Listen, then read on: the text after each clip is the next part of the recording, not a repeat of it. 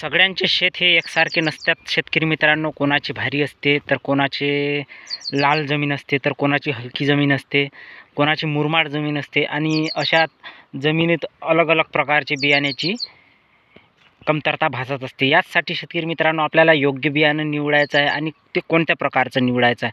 जर शेतकरी मित्रांनो तुम्ही तुमच्या शेतामध्ये प्रत्येक बियाण्याची पूर्तता करून आणि महत्त्वाची गोष्ट त्याची जर तुम्ही चाचणी केली असेल, म्हणजे पेरलं असेल आणि ज्या बियाण्यात तुम्हाला ॲव्हरेज लागला असेल तेच बियाणं तुम्ही तुमच्या शेतामध्ये पेरा.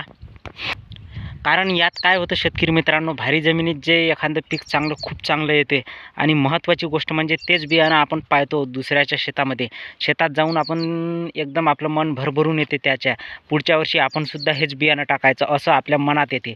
पण शेतकरी मित्रांनो ते बियाणं पुढच्या वर्षी आणल्यावर आपल्या शेतामध्ये लागत नाही.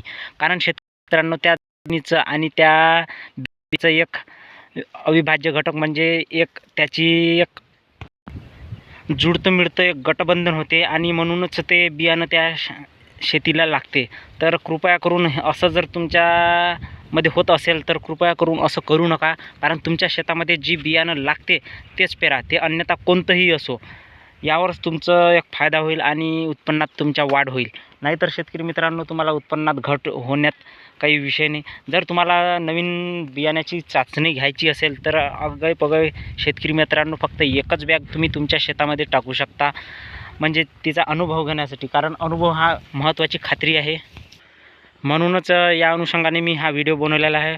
मागच्या वर्षी खूप मित्रमंडळी जंगी कपाशीचं एक लागवडीचं चांगलं हे होतं आणि म्हणून मागच्या वर्षी मी सुद्धा या शेतामध्ये जंगी व्हेरायटी टाकली आणि मला त्यामध्ये ॲव्हरेज बसला नाही.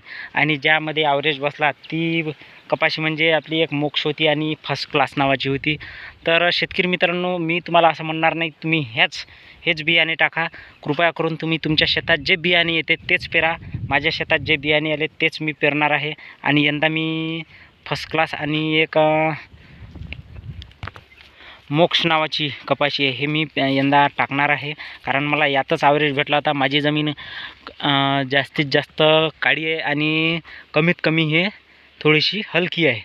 तर अशा अनुषंगाने माझ्या शेतामध्ये हे बियाणं लागलं म्हणून हे पेरणार आहे. शेतकरी मित्रांनो तुम्हीसुद्धा तुमच्या शेतामध्ये जे बियाणं लागते तेच पेरा.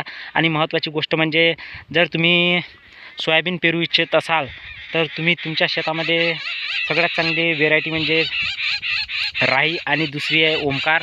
त्याचबरोबर ग्रीन गोल्ड या हलक्या जमिनीत येणाऱ्या व्हेरायटी आहे आणि भारी जमिनीतसुद्धा चांगल्या प्रकारे येते आणि दोन्ही जमिनीला या सूट आहे. तर तुम्ही यापैकी कोणतीही एक पेरू शकता. तर धन्यवाद शेतकरी मित्रांनो. व्हिडिओ आवडल्यास लाईक करा आणि सबस्क्राईब करायला विसरू नका.